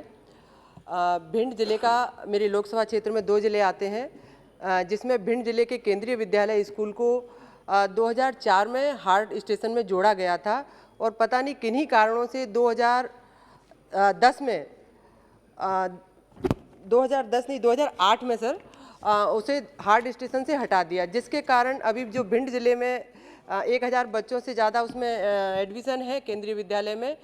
तो उससे ये हुआ है कि वहाँ जो शिक्षक थे, संविदा शिक्षक थे, उनका वेतनमान में कमी हुई और उनकी बहुत सारी सुविधाओं में कटौती की गई, जिसके कारण वहाँ हजारों बच्चों का भविष्य अंधकारमय में और वहाँ शिक्षा की जो गुणवत्ता में उसमें भी कमी आई। आपको मैं बताना चाहूँगी, भिंड जिला सुरक्षित क्षेत्र है, जिसके कारण जब से देश आज़ाद हुआ था तब से ये जिला है, लेकिन पिछड़े जिले में गिनती है। तो मैं माननीय अध्यक्ष महोदय आपके माध्यम से माननीय शिक्षा मंत्री से निवेदन करूंगी कि तत्काल केंद्रीय विद्यालय को हार्ड स्टेशन में जोड़ा जाए। बहुत बहुत धन्यवाद महोदय जी। बिहार में प्रत्येक वर्ष बाढ़ रूपी आपदा आती है और उसमें होने वाले दुष्प्रभाव से हम सभी भली भांति परिचित हैं। मैं सदन का ध्यान नेपाल के तराई क्षेत्र से निकलकर नेपाल सीमा से सटे मेरे संसदीय क्षेत्र के शिवहर, सीतामढ़ी और पूर्वी चंपारण जिले से होकर गुजरने वाली बूढ़ी गंडक, लाल बेकैया, मनुष्यमाड़ा एवं बागमती नदियों की ओर आकृष्ट कराना चाहती हूँ। नेपाल के रास्ते बिहार की इन नदियों में अचानक आने वाली पानी के तेज प्रवाह के दबाव को रोकने में इनके तटबंध नाकाफी साबित होते हैं, जिसके कारण इस क्षेत्र में हर साल बाढ़ की समस्या रहती है तथा भारी जान माल की क्षति होती है। बिहार के पिछड़ेपन के कारणों में भी बाढ़ सबसे प्रमुख है। बाढ़ के कारण प्रत्येक वर्ष किसानों को लाखों हेक्टेयर भूमि में लगी फसल बर्बाद हो जाती है, जिसका सीधा असर लोगों के आर्थिक स्थिति पर पड़ती है। हजारों लोग बेघर हो जाते हैं, रोजगार खत्म हो जाती है, दूसरे राज्यों में पलायन करने का विवश हो जाते हैं, जिससे पुनः निर्माण में काफ़ी विलम्ब होता है। जो छोटी बड़ी जो सड़कें हैं क्षतिग्रस्त हो जाती है और हम समझते हैं पड़ोसी देश नेपाल की सरकार के साथ वार्ता कर जल प्रबंधन हेतु ठोस नीति बनाने की आवश्यकता है। जैसे नदी से नदी जोड़ने वाली बात हम बार बार कह रहे हैं कि हमारे पूर्व प्रधानमंत्री अटल बिहारी वाजपेयी जी ने इसको पूरा किए थे, लेकिन वो पता नहीं ठंडा बस्ता कहाँ बंद कर दिया गया है, जिससे हम लोग की गरीबी अभी दूर नहीं हुई है। हम लोग बड़े लोग गरीब हैं और सभी लोग तथा सदन के माध्यम से सरकार से अनुरोध होगा कि इस विषय पर गंभीरता पूर्वक विचार करते हुए बिहार की जनता के व्यापक हित में नेपाल के रास्ते से मेरे संसदीय क्षेत्र से होकर गुजरने वाली बूढ़ी गंडक, लाल बेकया, मनुष्यमाड़ा एवं बागमती नदियों के प्रत्येक वर्ष आने वाली बाढ़ के अस्थायी निदान के लिए जल प्रबंधन एवं डैम का निर्माण करने हेतु आवश्यक कार्रवाई की जाए। बहुत बहुत धन्यवाद। अध्यक्ष महोदय, आपका बहुत बहुत धन्यवाद। हमारे क्षेत्र में एक संजय गांधी नगर और लुम्बिनी नगर है जो फॉरेस्ट के ही क्षेत्र में आता है, पर पिछले 70 से 80 साल से वहाँ पर 2 से 3 हज़ार लोगों की बस्ती है। वहाँ पर सरकार उन्हें ऑल्टरनेट जगह देने को फॉरेस्ट डिपार्टमेंट को तैयार है। सिर्फ अगर इनिशिएटिव लेके फॉरेस्ट डिपार्टमेंट में उस पर काम किया तो जल्द से जल्द उन्हें पीआर कार्ड मिलेगा और जितनी भी सरकारी योजनाएं हैं, घरकुल से लेके प्राइम मिनिस्टर पंतप्रधान आवास योजना, वो भी उनको उसकी सुविधाएं मिलेंगी।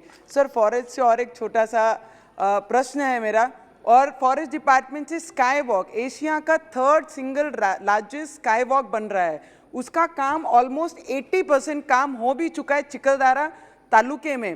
पर फॉरेस्ट के नोडल ऑफिसर जो हमारे नागपुर में बैठते हैं वो कहते हैं ये हमारे फॉरेस्ट से ऊपर जा रहा है, ऊपर जाने के वजह से उसकी बहुत सारी फॉर्मेलिटीज आपको पूरी करनी पड़ेंगी। पर सर, उसमें 70% काम हो चुका है, सरकार के पैसे लग चुके हैं और वो बोलता है कि उसके ऊपर से आप स्काई वॉक लेके नहीं जा सकते, उसकी फॉर्मेलिटी पूरी कीजिए। फिर तो ऐसे जितनी भी फ्लाइट छूटती हैं उन्हें सबको बंद कर देना चाहिए। मैं आपसे विनंती करूंगी फॉरेस्ट डिपार्टमेंट से कि उसे जल्द से जल्द उसका काम पूर्ण किया जाए, कारण कि सरकार के पैसे लगे और वहां पे टूरिज्म बढ़ेगा, मेरे क्षेत्र के आदिवासी लोगों को वहां पर बहुत सारा रोजगार मिलेगा। सर, बहुत बहुत धन्यवाद। जी Madhavi. Thank you, Speaker, sir. Sir, through you, I would like to bring to the notice of the Honorable Minister of Communications that my parliamentary constituency of Araku in Andhra Pradesh is reserved constituency under scheduled tribes, and quite large area is located hilly and unhospitalized terrain. In this regards, international connectivity is essential, especially for the tribal welfare institutions, sir. Due to COVID-19 and also the present days, internet connectivity is how becoming basic necessity.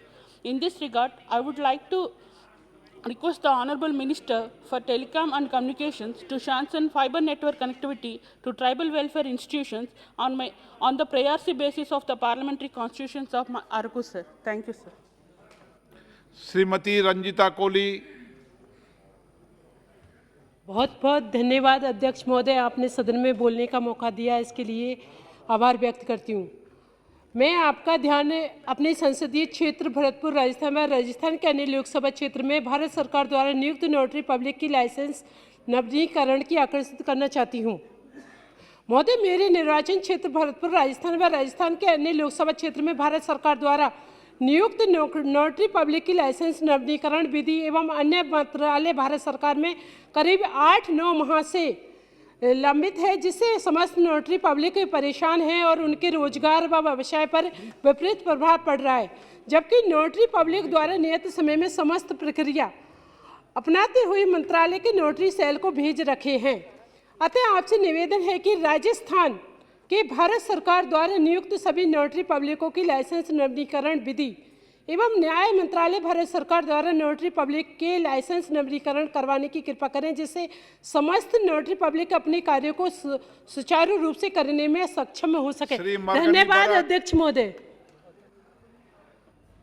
Thank you, Speaker, sir. I draw your kind attention, sir. Speaker, sir, I draw your kind attention, sir. Sir, the State Reorganization Act of 2014 is passed 7-8 years back, sir. There in that act, South Coastal Zone was promised, and it is there in that act, sir.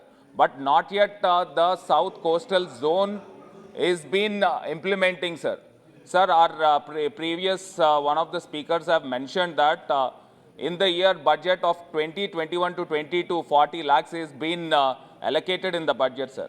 But there is lot of ambiguity and confusion in the people of Andhra Pradesh, whether the South Coastal Zone is been implementing or not.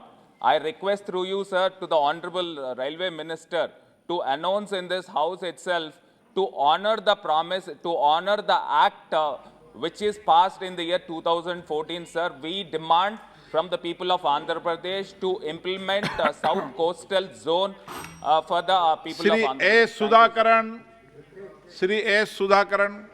Sir, I urge upon this union government to abstain from the Silver Line railway project proposed by the government of Kerala.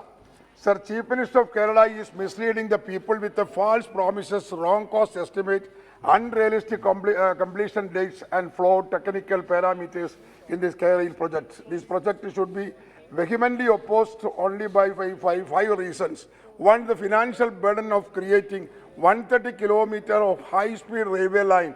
The cost is coming on 1,20,000 crores. The cost estimate is highly over-projected. This comes when the state economy is on the verge of collapse. Sir, second, a K-Rail project requires 1,400 hectares of land. This includes wetland, forest area, backwater region, residential area with a high density of population, rice fields and existing building spaces. The cost of environment damage thereby would be huge. Three, the Silver Line project is designed on the fallacy of unwarranted assumptions. The alignment chosen is flawed. From Tirur to Kasaragod, it runs parallel to the existing railway line. The railways had opposed this alignment as it would interfere with the future decoupling of the structure. Besides, 140 kilometers of the line passes through paddy fields, which are not stable for the speedy travel. For land acquisition will be a white elephant, sir. At least 67% of land of Kerala falls under the Panchayat area. धन्यवाद, 15% Ramesh of land Vidur ji. highly urbanized municipal area, 18% of within the. अध्यक्ष जी बहुत बहुत धन्यवाद। आपने मुझे एक बहुत महत्वपूर्ण विषय के ऊपर बोलने का मौका दिया। अध्यक्ष जी, दिल्ली के अंदर कोरोना के कारण कुछ लोग जो बाहर से आए थे और रोजगार अपने घरों में करते हैं, उनका काम है टेलरिंग, काज बटन, बुक बाइंडिंग, रफू, प्रेस, ऐसा छोटा छोटा काम करते हैं। दिल्ली मास्टर प्लान के अनुसार 9 व्यक्ति एक घर में रहकर कोई काम कर सकते हैं सर, और 9 व्यक्ति रहकर काम कर सकते हैं। वो गरीब लोग अगर काम करते हैं, किराए के मकानों में रहते हैं, तो उनका बिजली का जो बिल है, केजरीवाल सरकार 8 रुपए से ज्यादा कॉमर्शियल ले रही है, जबकि घर में छोटा छोटा रफू बटन लगाने का काम करते हैं।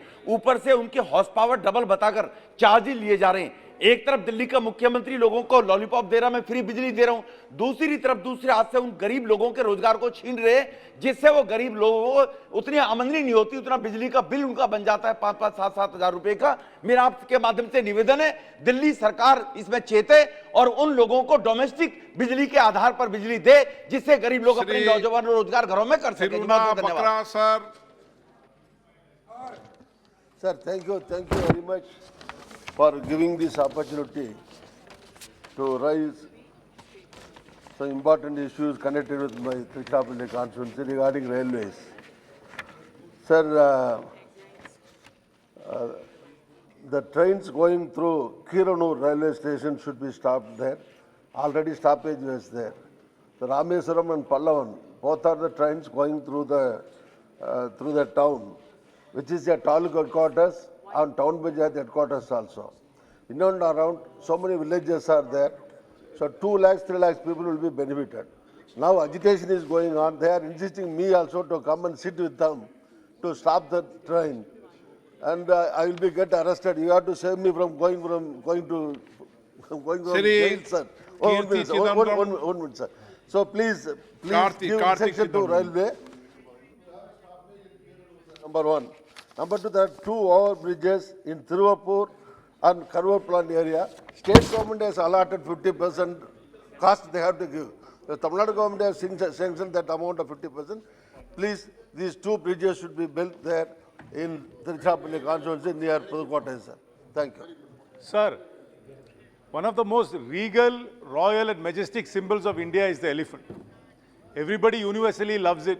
In our Hindu faith, it manifests the Lord Ganesha or Gajanada. But unfortunately, 186 elephants have died in railway track accidents. So I urge upon, through you, the Ministry of Environment and the Ministry of Railways to immediately set up a task force to ensure that these elephant deaths do not happen in the railway tracks. Even recently, 5 elephants died in the railway tracks between Tamil Nadu and Kerala. So they must immediately put together a task force. Perhaps even an experts from externally must be put there, and new technologies like RFID and honeybee buzzer devices must be implemented, and we must prevent it because it's a heritage of India, it is a symbol of India, and we owe it to the elephant that we protect it, and we cannot encroach upon their land and their passage and through modernization and kill them, sir. Thank you, sir. माननीय सदस्यगण, 30 second में अगर कोई बोलने का इच्छुक हो तो वो हाथ खड़ा करना। संगमलाल गुप्ता। धन्यवाद माननीय अध्यक्ष जी, मैं आपके माध्यम से भारत सरकार के भूतल परिवहन मंत्री का ध्यान आकृष्ट कराना चाहता हूं कि मेरे लोकसभा प्रतापगढ़ में राष्ट्रीय राजमार्ग संख्या 231 लखनऊ वाराणसी, राष्ट्रीय मार्ग संख्या 330 जंक्शन पॉइंट भूपिया मऊ बाजार में रेलवे राष्ट्रीय मार्ग के ऊपर लखनऊ वाराणसी राष्ट्रीय राजमार्ग आरओबी बनाया गया, किंतु जल्दबाजी में आधे अधूरे ओवरब्रिज का निर्माण कर दिया गया था। मैं आपके माध्यम से मांग करता हूं कि राष्ट्रीय राजमार्ग 231, 330 के जंक्शन पॉइंट पर चढ़ाने व उतरने के लिए प्रॉपर जंक्शन का निर्माण तत्काल कराए जाने की कृपा करें। बहुत बहुत धन्यवाद माननीय अध्यक्ष जी। श्री रितेश पांडे। बहुत बहुत धन्यवाद माननीय अध्यक्ष जी। मेरे अंबेडकर नगर लोकसभा क्षेत्र में जलालपुर में भियाव ब्लॉक के अंतर्गत गोरखपुर लेक एक्सप्रेसवे जा रहा है मानवर। वहाँ एक ग्राम सभा के पास रात को लोगों ने जो है धरना धर के वहाँ पे जो रोड बन रही थी उसके अंदर एक ब्रिज बनवाने के लिए निवेदन किया था, जिसपे वो काम रोक दिया गया था। लेकिन रातों रात के अंधेरे में लोगों के इरादे के विपरीत वहाँ पे रातों रात मिट्टी से उसको पाट दिया गया और दूसरी तरफ स्कूल को एक्सेस करने के लिए अब कोई जगह नहीं बची है। आपके माध्यम से मेरा ये निवेदन है कि इन गांव के क्षेत्रवासियों के लिए वो फिर से उसके गोरखपुर लेक एक्सप्रेसवे के नीचे एक वो ब्रिज बनाया जाए ताकि लोग वहां से नीचे से दूसरी तरफ रोड को संपर्क कर सकें। महत्वपूर्ण है, इसलिए मैं 30 सेकंड में भी, इसलिए कि उत्तर प्रदेश में किसानों को इस समय खाद की आवश्यकता है। पिछले दिनों प्रधानमंत्री ने गोरखपुर का उद्घाटन भी किया, लेकिन तात्कालिक रूप से यूरिया और डाई की इतनी आवश्यकता है किसानों को इस समय बुआई के लिए, रबी के गेहूं की, सरसों की और तमाम फसलों की। तो मैं आपके माध्यम से सरकार से मांग करता हूं कि हमारे फर्टिलाइजर मिनिस्टर कि सिद्धार्थनगर के लिए, बलरामपुर आकांक्षा जनपद है, श्रावस्ती बलरामपुर के लिए कुछ स्पेशल रेक यूरिया की और डाई की भेज दिया जाए। श्री शशि थरूर जी। Thank you, Mr. Speaker. Sir, in 13 years as an MP, I've only ever taken the floor to raise issues of national public importance and public policy. But today I regret very much to bring to your attention, sir, a breach of parliamentary procedures and etiquette by a fellow member of the House during the course of my remarks on the judges' salaries and conditions of service bill. I did not hear it at the time, but in the recording that is submitted and the transcript given to me, it is clear that this member said the following, sir, ऐसे तो इनको बहस में भी बात नहीं लेना चाहिए, sir, इनका भी एक case pending पड़ा हुआ है. Now I want to say, sir, it's extremely regrettable this kind of accusation is made. First of all, sir, the claim itself is false. There is no pending case against me, and the accusations being referred to have been dismissed by a court of law. To say what he said constitutes misleading the House and the chair. Second, sir, even if a case had been pending against me or against any other member of this House, that does not preclude them from being able to participate in the deliberations of this august body. Third, sir, if the said member was still determined to make personal attacks on a fellow member, he should have filed a notice duly under the rules, sir. But an MP who keeps citing the rules, continues violating them with impunity when it comes to actually repeatedly making unwarranted personal accusations. Sir, is this what the discourse in this House has come to? I urge you, Speaker, to please, sir, ensure that this issue is condemned, that this kind of thing is not repeated by any member against any other member of this House, sir. It's been happening too often with this particular individual. Thank you, Mr. Speaker. C.N. Annadurai. C.N. Annadurai. Honorable Speaker, sir. Honorable Speaker, sir. With your permission, I would like to draw the attention of Honorable Minister of Railway for development my Jolarpattai Junction and Tirupattur Railway Station in my constituency Tirunnamalai, Tamil Nadu Sir, Jolarpeta is very old and important railway junction connecting many important places in South India. It is also near famous Yelagiri Hill Station. Along with the construction of new container yard will generate revenue and employment for locals, sir. I request the provide better passenger amenities and stoppage Blue Mountain Express, Chennai Mysore Shatabdi Express and stoppage Sabari Express, Chennai Trivandrum Express, Chennai Mangalore Express at Tirupattur and extension Yelagiri Express, Tirupattur, which is long standing Arjun Singh demand ji. for my constituency, sir. Thank you.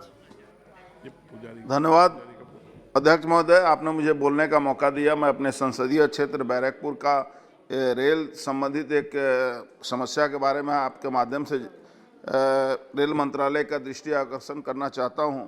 मेरे क्षेत्र में कचरापाड़ा से लेकर बैरकपुर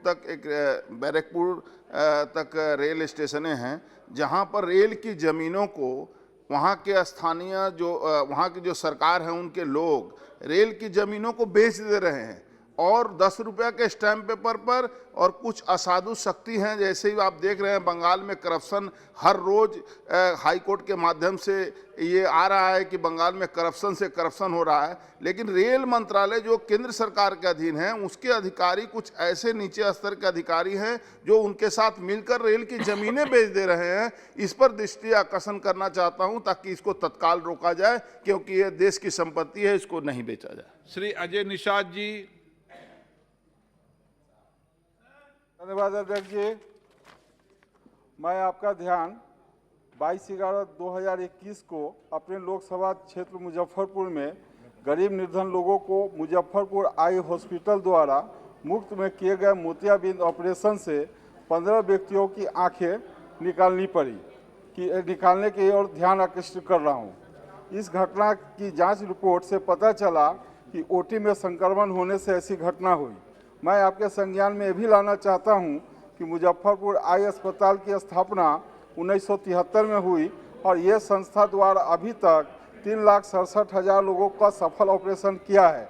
यह संस्था हर रविवार को free camp के साथ साथ रोगियों को मुफ्त भोजन भी कराती है। ओपीडी में अभी तक लगभग 40 लाख लोग का इलाज 40 लाख लोगों का इलाज हो चुका है। विदित हो कि मुजफ्फरपुर सरकारी अस्पताल द्वारा 2010 के बाद किसी प्रकार की कोई आंख का ऑपरेशन नहीं किया गया है, जिस कारण गरीब और निर्धन लोगों का स्वाभाविक रूप से आंख इलाज के लिए मुजफ्फरपुर आई अस्पताल का रुख करते हैं। मैं आपके माध्यम से सरकार से मांग करना चाहूँगा कि सील किए गए मुजफ्फरपुर आई अस्पताल को शीघ्र खोला जाए ताकि दोबारा गरीब लोगों का इलाज शुरू हो सके, और साथ साथ बिहार सरकार से आग्रह करूँगा कि समुचित पीड़ित लोगों का आर्थिक मुआवजा दिया जाए। धन्यवाद। माननीय पुजारी जी, माननीय सदस्य पुजारी जी। धन्यवाद महोदय। उड़ीसा प्रदेश में आईन व्यवस्था बहुत खराब है महोदय। ये हाल में मैं 4 घटनाएं आपके संज्ञान में लाना चाहता हूं और आपके माध्यम से भारत सरकार के संज्ञान में लाना चाहता हूं। मेरा जो खुद का गांव है महोदय, तोरा करके बरगढ़ जिला में, वहां गोविंद कुम्हार करके एक दलित युवक को 24 सितंबर को पुलिस हाजत में मारा गया। अभी तक वो एफआईआर भी रजिस्टर नहीं हुआ है। दूसरा, एक ममिता मेहर करके शिक्षयित्री थी, उसको अक्टूबर 8 तारीख को अपहरण किया गया और उसको मारा गया, उसको टुकड़ा टुकड़ा करा गया और दफना गया। अभी तक लोगों का लगता है और परिवार लोगों को लगता है कि प्रदेश का जो गृह मंत्री है, प्रदेश का minister of state for home, वो उसके पीछे हैं। तीसरा, एक नन्हा मुन्ना बच्ची परी करके नयागढ़ जिला में, उसका भी अपहरण हुआ और हत्या हुआ। और चौथा जो है, भारतीय जनता पार्टी के कार्यकर्ता जो महंगा मर्डर केस में वो भी मारा गया। मैं आपके संज्ञान में भी लाना चाहता हूं, भारत सरकार के भी संज्ञान में लाना चाहता हूं। भारत सरकार के जो गृह मंत्री है उनको निवेदन करना चाहता हूं कि कहीं ना कहीं ये चारों केस का रिपोर्ट मंगाया जाए। राज्य सरकार ये केस संभाल नहीं पाएंगे, सीबीआई के माध्यम से ये चारों केस, गोविंद कुम्हार केस, ममता मेहर केस, परी केस और महंगा केस सीबीआई माध्यम से इन्वेस्टिगेशन किया जाए। थैंक यू महोदय। धनुष कुमार। एम धनुष कुमार। மாண்புமிகு அவைத்தலைவர் அவர்களே, எனது தொகுதிக்குட்பட்ட பாவூர் சத்திரம் மற்றும் சங்கரங்கோயில் பகுதிகள் வேகமாக வளர்ந்து வரும் நகரங்களாக உள்ளன. அதற்கேற்றாற்போல் மக்கள் தொகை உயர்ந்து கொண்டே வருகின்றது.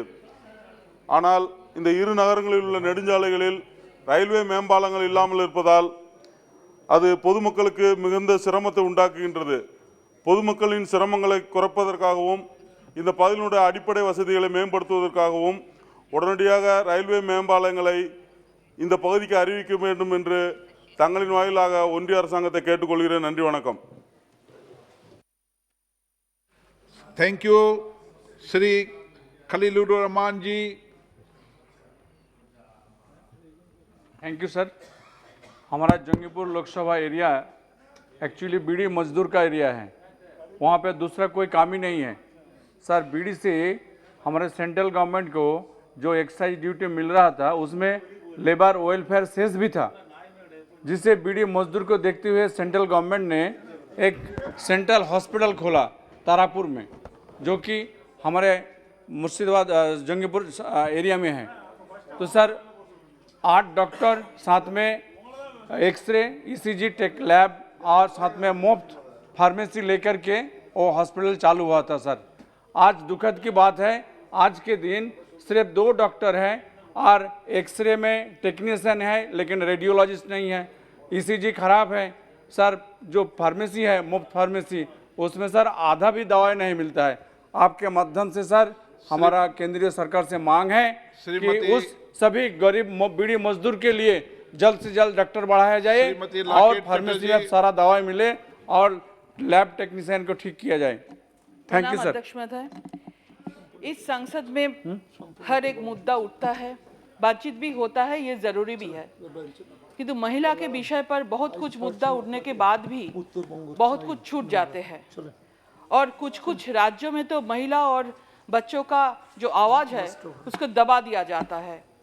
हमारा संसद में 81 महिला सांसद है, बहुत सारा लड़ाई करके सेवा करके ये सांसद तक पहुँचे हैं। हमारे संसद में महिला का बहुत भेदभाव है, चाहे वो स्कूल में एडमिशन कराने का, चाहे वो कॉलेज में भर्ती का, चाहे वो पढ़ाई का, चाहे वो नौकरी का। अभी तक 100% वुमेन एम्पावरमेंट नहीं हुआ है, इसलिए पिछली सरकार सबसे ज़्यादा रिस्पॉन्सिबल है। लेकिन 2014 से नरेंद्र मोदी जी का सरकार ने नारियों के अधिकार के लिए, रेस्पेक्ट के लिए बहुत सारा स्कीम, बेटी बचाओ बेटी पढ़ाओ, उज्ज्वला योजना, शौचालय प्रकल्प, मुद्रा लोन, आयुष्मान भारत, जहाँ पे जो कार्ड में महिला का नाम होते हैं, प्रधानमंत्री आवास योजना में महिला का नाम होते हैं और बहुत सारा प्रकल्पों और कोरोना के टाइम में 1500 रुपये करके हर अकाउंट में महिला के बैंक में डालना, ये नरेंद्र मोदी जी ने किया है। भारत की महिला और बच्चे के मुद्दा को, उनकी आवाज को और भी ज्यादा करके पहुंचने के लिए एक सेशन में नारी के 2 दिन का सत्र क्या हम नहीं कर सकते?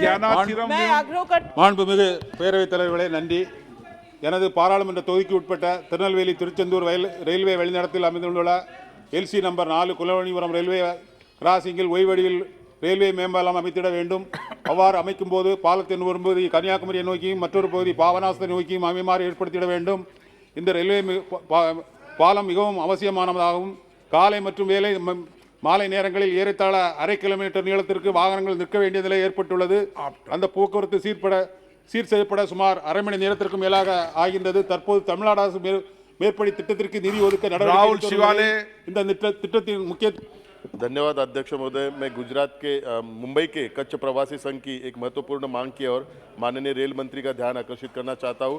Train number 22-22903 22904 AC superfast express के नाम से मुंबई बांद्रा टर्मिनस से भुज तक चलाई जा रही है और क्षेत्र के निवासियों की मांग है कि इस एसी सुपरफास्ट एक्सप्रेस का नाम आशापुरा एक्सप्रेस रखा जाए और गुजरात के कच्छ क्षेत्र में देवी माँ आशापुरा की पूजा की जाती है। देवी माँ आशापुरा गुजरात के लोगों के पूजनीय और वंदनीय है। मुंबई से हजारों गुजराती तीर्थयात्री प्रतिदिन देवी माँ आशापुरा जी के दर्शन के लिए जाते हैं। साथ ही एक ही लास्ट में साथ ही कच्छ एक्सप्रेस और एसी सुपरफास्ट एक्सप्रेस ट्रेनों को क्षेत्र के यात्रियों की सुविधा के लिए गांधीधाम स्टेशन से गुजरना चाहिए। श्रीमती सुप्रिया सुले। सर, आज देश में बहुत महीनों से महंगाई जिसमें प्राइस राइज बोलते हैं, पेट्रोल, डीजल और गैस सिलेंडर में बहुत महंगाई हो रही है। कोऑपरेटिव फेडरलिज्म में हमेशा केंद्र सरकार बोलती है कि इसमें जो राज्य का हो, राज्य ने भी टैक्स कम करना चाहिए और केंद्र ने भी करना चाहिए, लेकिन हमारे जीएसटी का भी काफ़ी पैसा केंद्र सरकार में अभी उनको देना है। मैं केंद्र सरकार से विनती करती हूँ कि price rise cooking oil, LPG और पेट्रोल डीजल में आप इंटरवेंशन करें और सारे राज्यों को, और जो गरीब जनता है, जो महंगाई में जिनकी कमर टूट रही है, उनको मदद। धन्यवाद स्पीकर महोदय। इस हाउस में आज ये चर्चा हो जाना चाहिए सर, चूंकि मेरे ऊपर काफ़ी पर्सनल एलिगेशन लगाए गए हैं सर, और मैं आपका प्रोटेक्शन चाहता हूं। उस दिन की चर्चा में ये नियम है, आपने बनाया है सर, इस हाउस ने बनाया है कि जिस बिल पर चर्चा हो रही हो केवल उसी बिल के बारे में बात करना है। डिस्कशन का लेवल, माननीय सदस्य, बिल के इतर भी सब बोले हैं। नहीं, बिल वही मैं कह रहा हूं। बिल के इतर जब बोले सर, तो मैंने 352 पॉइंट ऑफ ऑर्डर रेज किया सर कि आप जो चीजें अंदर जुडिशियल स्क्रूटनी में है, जो कोर्ट में केस चल रहा है, उसके ऊपर आप हमारे मुख्यमंत्री के ऊपर, आप हमारे गृह मंत्री के ऊपर, जो राज्यसभा के सदस्य हैं उनके ऊपर, जो चीफ जस्टिस है उनके ऊपर यदि आप एलिगेशन लगाएंगे की कार्रवाई। स्पीकर महोदय, मैं केवल कंक्लूड कर लूं, यदि ये एलिगेशन लगेगा, यदि आप एक उंगली उठाएंगे तो 4 उंगली आपके तरफ जाएगा। सभा की कार्रवाई 2:30 तक के लिए स्थगित की जाती है।